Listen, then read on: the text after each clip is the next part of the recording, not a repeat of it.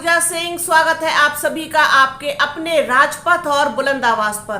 दोस्तों, जब से विपक्ष ने इंडिया अलायंस बनाया है तब से न जाने क्यों गोदी मीडिया बुरी तरीके से हाथ धोकर पीछे पड़ गया है बसपा सुप्रीमो मायावती के। ऐसा लगता है जैसे किसी ने उनको एक मोटी फीस दी है इस काम को करने के लिए। जब देखो तब बेबुनियाद खबरें इस तरीके की हेडलाइंस के साथ चलाते हैं जैसे लगता है कि मतलब पर्सनली कोई जो है इंफॉर्मेशन जो है बसपा सुप्रीमो मायावती उनको खुद दे रही हो। इस तरीके का एजेंडा चलाने की पता नहीं क्या मतलब सूझी है गोदी मीडिया को और क्या शौक इनको जो है चढ़ा हुआ है। आप ये देखिए कि जिस तरीके से इन्होंने अलायंस बनने के बाद एक लंबे समय तक ये खबर चलाई कि बसपा जो है वो बीजेपी के साथ जा रही है, उसके साथ गठबंधन कर रही है और बीजेपी की बी टीम की तरह काम कर रही है बसपा। और बसपा सुप्रीमो मायावती किसी भी वक्त जो है वो बीजेपी के साथ जा सकती हैं और उन्हीं को सपोर्ट कर रही हैं। इस तरीके की तमाम खबरें लगातार बसपा सुप्रीमो के खिलाफ चलाई इस गोदी मीडिया ने। उसके बाद जब इनको लगा कि इस खबर से या इन खबरों से कोई बात नहीं बन रही है और ये तो सब चीजें उल्टी ही होती चली जा रही हैं, तब से उस खबर पर तो खैर इन्होंने थोड़ा सा जो है ब्रेक लगाया है।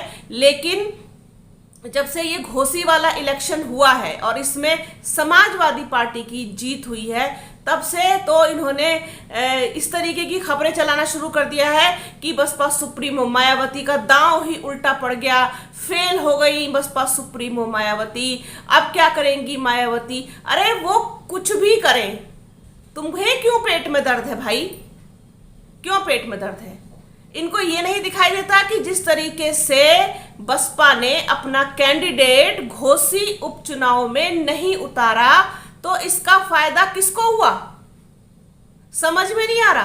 क्या अपने थोड़े से व्यूज बढ़ाने के लिए, अपनी व्यूवरशिप को बढ़ाने के लिए या अपने सब्सक्राइबर बढ़ाने के लिए इस तरीके की हेडलाइन के साथ ये खबरें चला रहे हैं कि मायावती का दांव उल्टा पड़ गया और मायावती फेल हो गई। कहां से फेल हो गई भाई?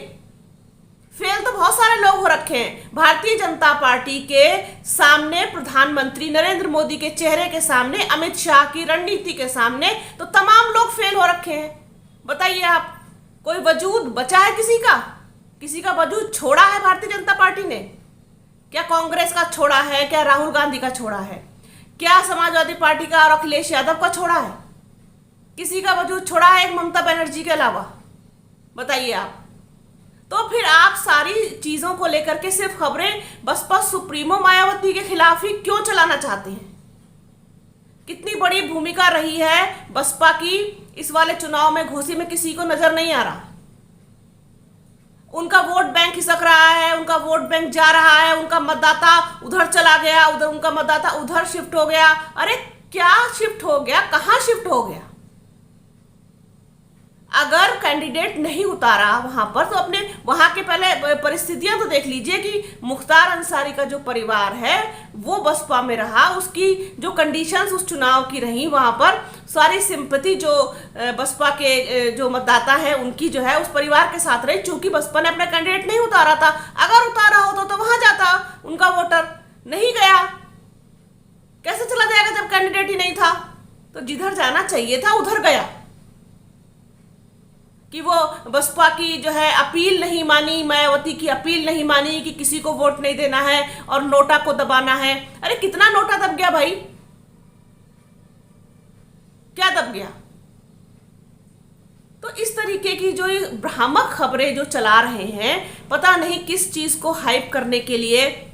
और हम ये कहते हैं कि अगर जो है किसी पार्टी का कोई नुकसान हो रहा है या उसके पास सीटें कम है या विधायक कम है या सांसद कम है तो ये उसकी अपनी निजी प्रॉब्लम है। और ऐसे तो बहुत सारी पार्टियां, अब आप देखिए कि जिस तरीके का हश्र इस चुनाव में ओम प्रकाश राजभर और उनकी पार्टी का हुआ, तो ये इसको क्या कहेंगे आप? इसको क्या कहेंगे? तो ये बेफालतू की जो खबरें हैं कि इसी तरीके से जयंत चौधरी के लिए भी कि वो तो भाजपा में जा रहे हैं और भाजपा की भी टीम है और भाजपा में कभी भी जा सकते हैं, आज गए, कल गए, परसों गए। इसी तरीके से मायावती के लिए भी आज गई, कल गई, परसों गई और जी फेल हो गई, दाम उल्टा पड़ गया, खत्म हो गई, सिमट गई, वोट बैंक खिसक गया, आधार खिसक गया। अरे खिसक गया तो खिसक जाने दो, तुमको क्या फर्क पड़ता है? उनको नहीं देखना है क्या अपना? उनको नहीं दिखाई देता है क्या कि पार्टी के लिए क्या सही है, क्या गलत है, क्या नहीं है? तुमको केवल खबर केवल उनके बारे में ही क्यों चलानी है? जैसे मैंने अभी स्टार्टिंग में ही कहा कि भारतीय जनता पार्टी के सामने तो वजूद किसी का भी नहीं है, तो वजूद साबित करने के लिए तो कोशिश हो रही है, कवायद हो रही है 2024 के लिए। अगर वो अकेले लड़ेंगी तो भी वो देखेंगी, किसी के साथ लड़ेंगी, अलायंस में जाकर के लड़ेंगी तो भी वो देखेंगी। इस तरीके की भ्रामक खबरें फैला करके आप जो है देश की तीसरे नंबर की बड़ी पार्टी है बहुजन समाज पार्टी, जिसका कम से कम जो है आप मान के चलिए 13 राज्यों में वोट है, भले ही चाहे 2% हो, 3% हो, 6% हो, लेकिन वोट है। और उत्तर प्रदेश में उस पार्टी की क्या हैसियत है ये सब जानते हैं, आप लोगों को भी सब पता है और इनको भी खुद पता है, गोदी मीडिया।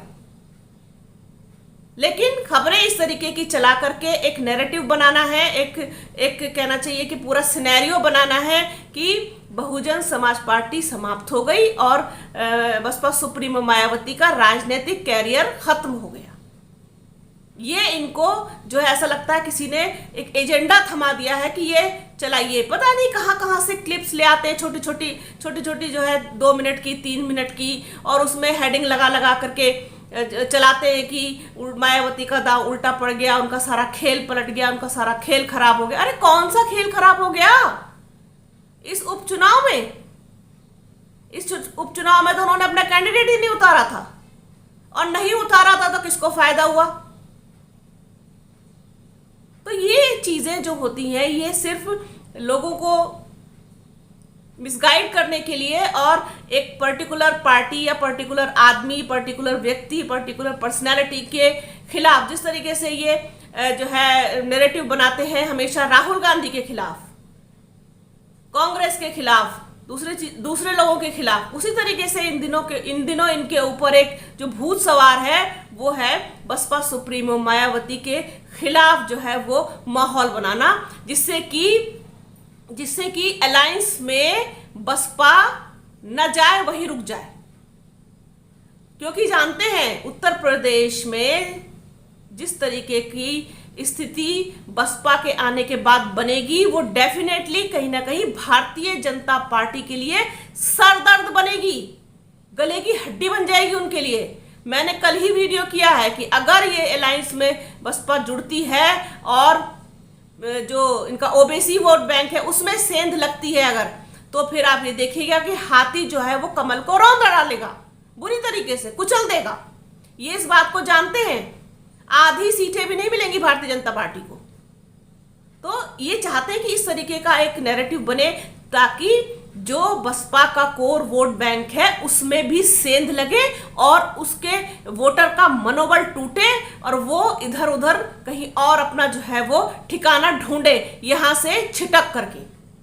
ये है इनका असली मकसद, असली उद्देश्य गोदी मीडिया का। क्योंकि वो जानते हैं कि बसपा की ताकत कहीं और प्लस हो चाहे ना हो, लेकिन उत्तर प्रदेश में डेफिनेटली होगी और केंद्र का रास्ता उत्तर प्रदेश से होकर के जाता है। और यहाँ की सीटों में जो है क्या नाम कहते हैं बड़ी संख्या में जो अगर अलायंस के पास चली गई तो फिर खेल खराब हो जाएगा भारतीय जनता पार्टी का।